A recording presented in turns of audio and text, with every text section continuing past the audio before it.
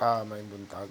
So karon mo ni ang proseso sa paggamit sa used oil kalan.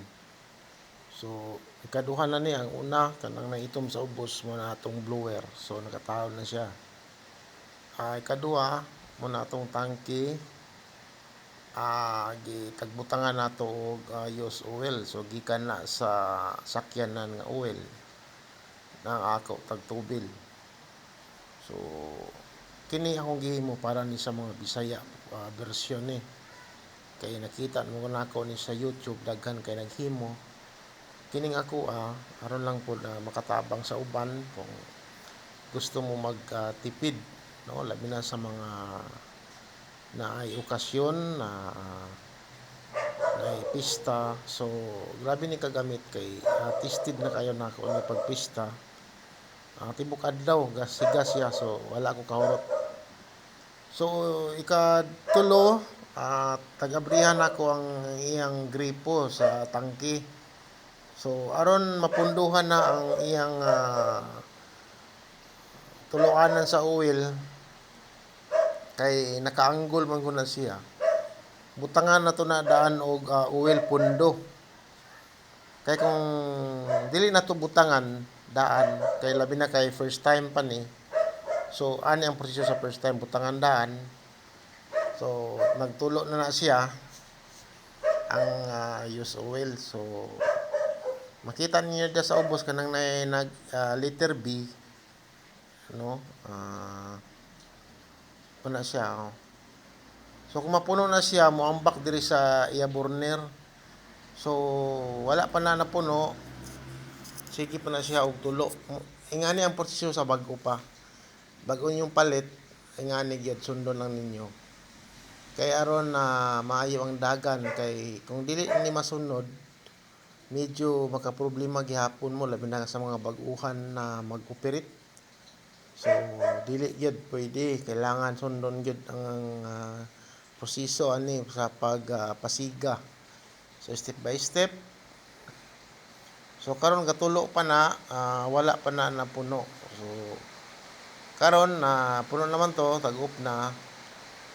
So wala na ang oil karon, nag-off na diya sa tangke. So ibutangan ako papel. Tapos pag sindi ninyo mga kaigsuonan, butangin na yung krudo gamay. Ay igo lang pod kadaghanon. So krudo na siya. So nahitabo ka na karon sa iya blow sa iya burner, wala pay oil. So krudo pa na. So ana ha. So krudo pa. So nisiga na siya. Ang ikaupat itong buhaton na kay nisiga naman. Taod-taod ako lang iun ang iya blower. Kaya ang makahatag og pakusog ang blower ani. So iyon na akong blower. Yun. So ana na siya pag sugod pa, pula pa na og siga. Kay dili bugnaw pa man siya. Pero muinit na siya. Pag muinit na, blue na siya. Blue flame. So ana no mo nang naghimo gyud ko ani. Sa tinuod-anay lang daghan na ginaghimo ani. Kining ako ang binisaya lang ni ako ha. Pero kini atong taghimo nga used oil kalan, bali wala na mag-overflow ani. So kung sobra ang oil sa burner, diri sa iyang ubos nga bahin kanang nay blower bitaw, kanang nay itom nga murag lingin. Muna sa blower. So diha mo ambak ang oil. So wala na siya problema kung makusgan ninyo og hatag og oil pag abri niya sa kuan tangke. Kay naman na siya mo exit ra ang oil ana kung mag-overflow. So wala na problema na siya. So kana nag-andar na. So ato na hulatan nga moinit.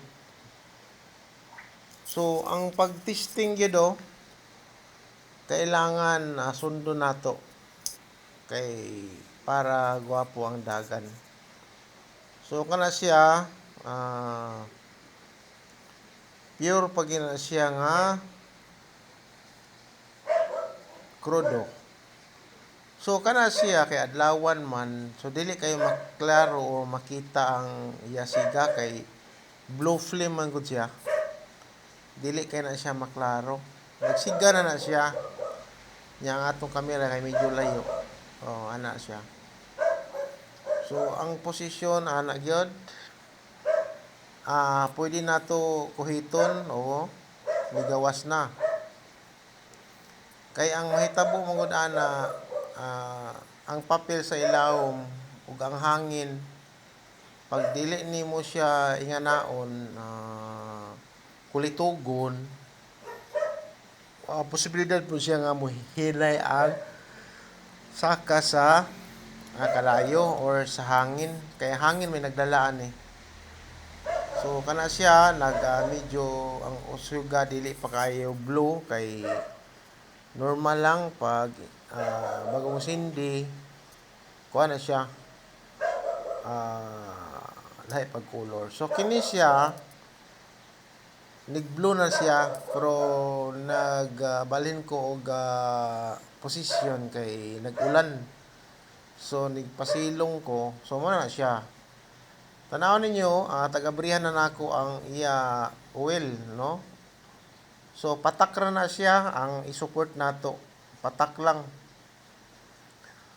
Kung unsa ka kusgon sa patak, mao po na kakusgon sa kalayo. Kung i-pull nimo ang blower, nya ang patak hinay lang, so tama-tama lang siya. Pero paspasan nimo ang patak, ang hangin mintin kusog, so mukusog pa ganina ang siga.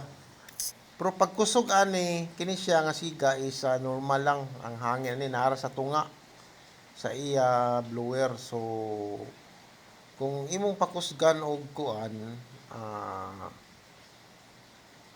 tulo or patak sa oil mukusog pag ina siya. So blue flame na siya pag kusgan nimo ang oil ana dili na kay na siya mag-blue. Medyo mo orange na siya gamay ang siga. Kay kusog naman kayo ang oil niya. Pero kung ingana lang blue gid siya. So ako tag-testingan kay para makita ninyo kung unsa ka gamit aning inbensyon no kay sunod na punta sa atong nakita. Ang ako lang gyud nga makatabang sad sa uban labi na karon kay ting-uwan. So pwede jud kaayo mo maghimo ani kay dali naman kayo himuon. So simple ra kayo. So makita ninyo ang siga blue na siya blue flame mo. So ana no kung pista walay problema. Tibok adlaw ka maghikay or magluto so walay problema. So ang imo lang yung buhaton ana nga maintain siya wala na kahilabtan sa blower maintain na siya. Ang oil na lang ang patak sa oil. So kung makita ninyo kung tin-aw pamugmata to ana lang kahinay ang patak patak ra gina siya. So tag-testing nako ang 1 liter moabot siya og 3 ka oras ang 1 liter. So grabe na ka daghay maluto nimo ana kung 3 ka oras. So kana tan-awon ninyo tan-awan ninyong bukal kusog kaayong bukal ana kung pista lang pista lang makarecommend ko aning lutuanan kay number 1 kung nakay sakyanan tigumon ra nimo among use oil. Kaduha kung nakay motor pwede ra pod oil sa motor. Pero bantayan gid ninyo kung magpalit mog oil labi na sa mga motor shop. So dili lang sa pagdaot kay usahay man gud kanang mga mekaniko uban mulipat masagulan nila og dili engine oil kana bitong mga sa shock nga oil. So usa na sa makahinay nga siga. Kay experience na ako na nakapalit ko tapos na ay sagol nga mga brake fluid kay tungod kay kanang motor shop kargado na sila og maglimpyo-limpyo so ilang isagol so hinay ang siga so tan-aw niyo yung siga kusog kaayo murag mo kuan pa sa ato kalha murag mo gawas lang gyud sa atong kalha musaka na so na ako'y giluto diri kay magmakaroni man ako magmakaroni so akong tagtistingan walay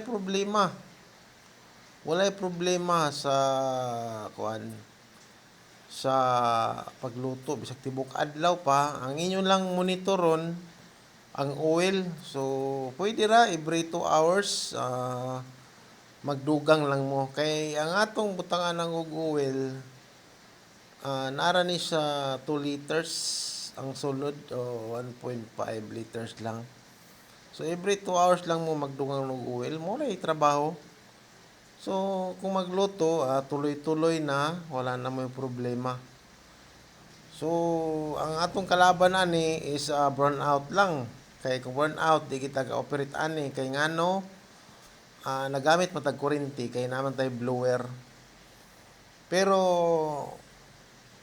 kung naamoy inverter naamoy battery pwede ra 12 volts inverter bisag mga 500 watts gamay ra man ig watts ni mga 5 watts ra man ni ang iyang blower so kayang-kaya kaayo maka-operate gyapon ta pag nay battery nay maka kuanta og inverter so ana ka kusog ang kuan mga ana ka gamit ang ato kuan ani use oil kalan so ang pagpatay dayani tuod no pag maluto na siya ang pagpatay ani ang una ng inyong buhaton take note ang unang buhaton sa pagpatay ani kailangan ang unang patyon ang gripo sa oil ang yang patak patyon nya pasagdaan lang nimo siya magsigaha kay ang iyang stock sa kuan ang iyang stock sa burner mura iyang hotdon ngano ingana ang proseso aron ang burner ugah so ang mga takuling didto dali ra paglimpyo nimo ipahurot gid nimo ang oil niya so ayha pa nimo siya patyon ang blower kung patay na ang kalayo so ingana lang gyud ang pagpatay timan-in yun to timan niya akong istorya